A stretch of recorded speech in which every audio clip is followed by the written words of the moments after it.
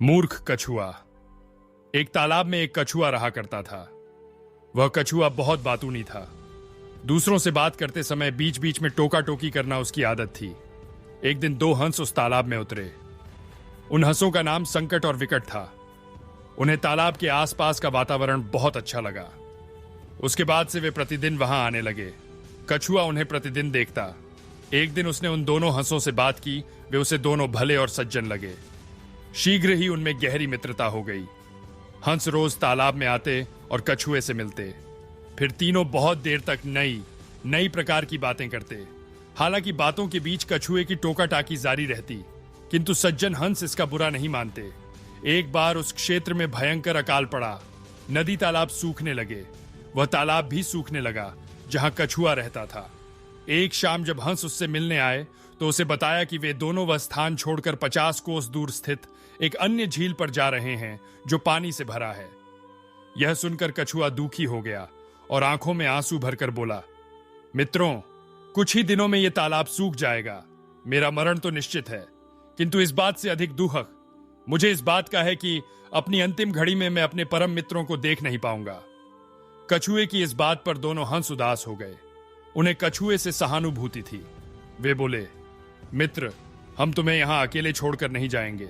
हम तुम्हें भी अपने साथ ले जाएंगे। हमारी मित्रता और साथ सदा बना रहेगा। लेकिन यह कैसे संभव है मित्रों? तुम दोनों तो उड़कर चले जाओगे। मुझे तो धीरे धीरे चलकर उस स्थान तक पहुंचने में महीनों लग जाएंगे। हो सकता है कि बीच रास्ते में ही मेरे प्राण पखेरु उड़ डियच जाएं। तुम दोनों चले जाओ, मैं तुम्हें याद करके अपने दिन व्यतीत कर लूंगा। हंसों ने कछुए की बात नहीं मानी और उसे अपने साथ ले जाने का उपाय सोचने लगे। सोचते सोचते उन्हें एक उपाय सूझ ही गया और वे प्रसन्न हो गए। उन्होंने तय किया कि वे बांस की एक लकड़ी लेकर आएंगे। कछुआ उस लकड़ी के मध्य भाग को अपने मुंह से पकड़ेगा और वे दोनों उस लकड़ी के एक एक सिरे को अपनी चोंच में दबा लेंगे। इस तरह वे कछुए को लेकर उड़ते हुए उस झील तक पहुंच जाएंगे। कछुआ भी यह उपाय सुनकर प्रसन्न हुआ। अगले दिन हंस लकड़ी लेकर कछुआ के पास आए और उसे लकड़ी के मध्य भाग को मुंह से पकड़ने को कहा। हंस कछुए की बातूनी आदत से भली भांति परिचित थे, इसलिए उन्होंने उसे समझाया कि जब तक वे झील तक नहीं पहुंच जाते उसे मौन रहना है, अन्यथा वह नीचे गिर पड़ रहेगा।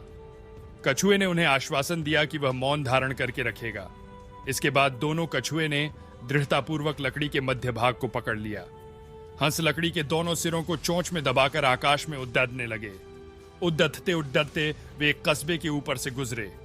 तभी किसी ने आकाश के उस विचित्र नजारे को देख लिया। वह दूसरे लोगों को बताने लगा, देखो देखो, आकाश में कछुआ उड़ाच रहा है। एक मुंह से दूसरे मुंह होते हुए ये बात पूरे कस्बे में फैल गई। लोग घरों के बाहर निकल आए और शोर मचाने लगे। यह शोर सुन कछुए से रहा न गया और वह हंसों से बोला, ये लोग हमें देख इतना शोर क्यों मचा रहे हैं? बोलते ही कछुए के मुंह से लकड़ी छूट गई और वह सीधे जमीन से आ टकराया। जमीन से टकराते ही उसके प्राण पखेरु उड़ गए।